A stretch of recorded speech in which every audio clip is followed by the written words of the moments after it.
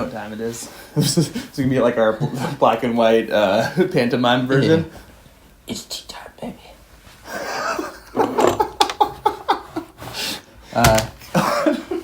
What? You're just goofy, dude. Yeah, I love it. Yeah. All right. What are we drinking? 20. We are doing some funky, some goofy Heicha. Cool. That's Some good. Fuzhuan. Nice. So a little bit of that yellow fungus among us. Exactly. To quote a previous TDB episode. I love these. These have this like fruity overtone.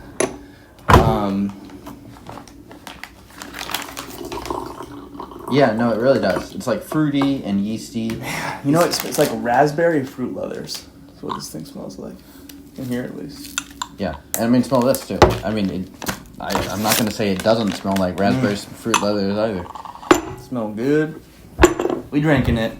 Yep. And 2018. yeah, some people don't believe in rinsing this tea. I'm going to rinse it. I believe in rinsing tea, so.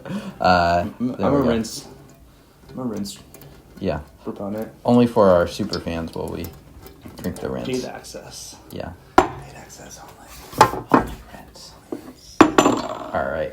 And actually, I've been drinking this sort of tea a little bit more than I used to, and I actually really like it when it's pushed a lot. So I used a little extra leaf, and I'm going to let this hang out for just a hot second. Cool. Sounds good. It looked like it was a pretty firmly pressed brick. Sort of. It's not quite poor levels of Oh, really? firm, but I suppose it depends on the cake. But yeah. looking forward to it. Love the smell on these. I don't drink them too often. To be honest with you, it's not because I don't enjoy them. It's just I don't really think about buying them when I'm buying tea. It's kind of almost like a goof more than anything. Like I should be thinking about it because I like the profile quite a bit. Yeah. I don't know much about it, to be honest with you, so... I don't know if I've come across one that I've like loved to that level, but I've always enjoyed having them on the show, and they're always like a nice change of pace. Yeah. It's probably once every 50 episodes where like, it's time for another one of these. Funky the Funkies. It smells great. Cheerio. Cheerio. Quick pip.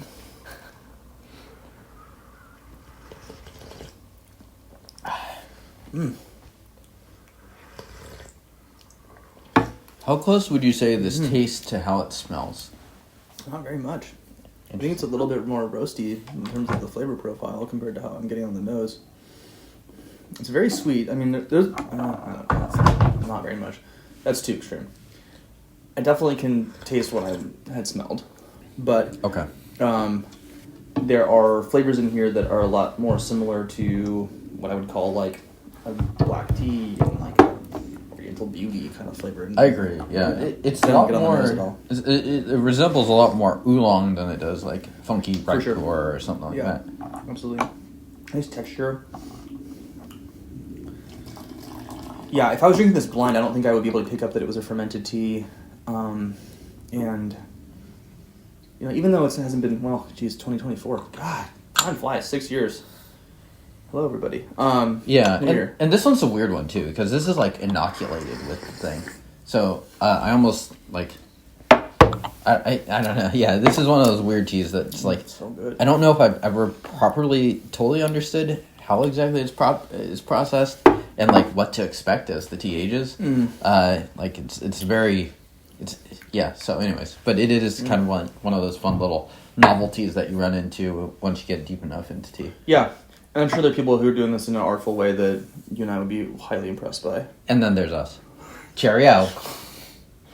I mean tea producers, not tea dweebs who are talking about it, but... Darker liqueur. More texture. Deeper. Yeah. It's nice. More earthier. Tasting a little bit more of the fermentation now. Yeah, for sure. And I mean, you saw I really pushed that one too. So yeah. There's almost that sense of medicinal thing. I mean, that would be the one clue for me if I was drinking this blend that I'd be like, something's older here. And there's something weird in like that weird wheat yeasty thing that's going on. That it's like I don't know if I'd associate that as like fermenty, but it's like in hindsight, it you can sort of see it that way. This is great. So more similar to oolong or pu'er? Blind oolong. Okay. This really tastes like Oriental beauty, but kind of like weird. Yeah. Yeah. Like the farmer spilled something on the crops or something. Give it to him anyway. I mean, great profile. Maybe a little disconnected compared to Oriental Beauty, which is using like a perfect little package of tea. In terms of the flavor profile to me, it's just so easy to consume and enjoyable. There's just kind of a little bit of some like funkiness going on in here that it's not strong. Wow, look at how red that is now. Yeah. And that's really what I want to get and see how much that guy one is filling up. Wow. If you were to ask me longevity on this, I would say no friggin' idea. Because Right. I still don't have a good enough grasp on these teas. In general, I found that they've produced less interesting steeps than Pu'er. Like, you just are going 6 or 7 rather than 8 or 9. But Mom test. I think it's a solid maybe. I think it's a yes. Oh, yeah? Okay. Maybe. Yeah. Why not? We'll see how this one tastes. Yeah. In some ways, it's certainly more friendly than Pu'er, I think. Yes, I think so. And I think that the fruitiness of it and the sweetness of it are quite nice to drink. What sort of sponsor would you think for this tea? Like beet lovers, the root vegetables, the carrot clan. That's one of our we've added questions. Yeah. And now it's what can are we going to bring up for Ken in the marketing department? Yeah. Shout out to Ken. Yeah. Cheers, buddy. Yeah. Good luck on the Tomato Vine Association. Yeah, they've been tough. They've been holding out. Yeah. We're going to get that breakthrough contract here soon, bud. We definitely have the leverage over them. Yeah. Cheerio. Over Big Tomato. Big tomate. Cheerio. So question, do you like... So each 3 of these steeps has been pretty different. Yeah. Which ones do you like the most? I think the second one is much earthier, much more minerally. Yeah. Yeah, it's Very really different. deepened. And I find that it really takes a little bit of time to get to that kind of red, dark profile. Totally. I can taste a little bit of green on this, a little bit of that. It's not quite like a hay flavor. Yeah. Not super grassy, but a little bit of that sort of thing. Yeah. And we'll just do this one last one too. And I'm going to keep it a little shorter. It's a little peaty, a little smooth. Yeah. Huh. It's not like it's wildly complex, but I have been surprised by how much it's changed. I think it's probably related to your brewing method, but I think a little bit, yeah. These are still pretty green. Oh, man. The aroma is really wonderful, let's say. Cheerio. Cheerio. Pip, pip. Pip, pip.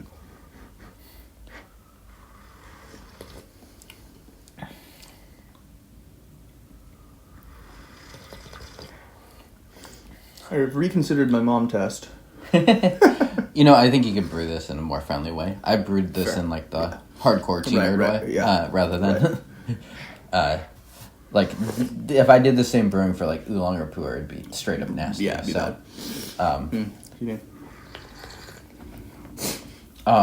Yeah, interesting. I think I can't decide if the first steep was too weak for me, and I can't decide if I prefer it when it's like this level of earthiness or like more like second steep. But I think it becomes progressively more interesting, and I do like how this has interesting texture. The body's pretty good, and it's just overall kind of a fairly decent tea with a fairly novel profile. Yeah, absolutely. Definitely a not must drink, but a should drink, should try the category. I will say I haven't had enough experience to notice really big differences within the category. No, nor have I. I mean, I have been drinking this and one other one, and I could tell this is higher quality than that one. But I could have told that off the price tag too. So fair. Yeah. Anyway, I would definitely give this a shot and see how it goes. I like it. I think it's good. I think that you can brew this in a way that's pretty amenable to most folks, and also you can kind of get some weird tea, earthy vibes out of it as well. Yeah. Pick this up. This is a Yunnan Sourcing tea. Yeah. Mojun. From Yunnan Sourcing. Yeah, correct, yeah. And the company is Mojun, Fucha, and I know Oolong Yao and Siwen were always big fans of this one. So that's why I picked up the sample. Nice. And this tea is called the Mingpin Premium Fu Brick. Yeah, give it a shot. I think it's really pretty dang tasty. A fun tea to try for someone who has never had a kind of tea like this before. And always just kind of interesting to see how different methods of producing tea has influences on the flavors. So Absolutely. yeah. All right. Well, subscribe, do all the stuff. We'll see you guys next time. Wu-Tang.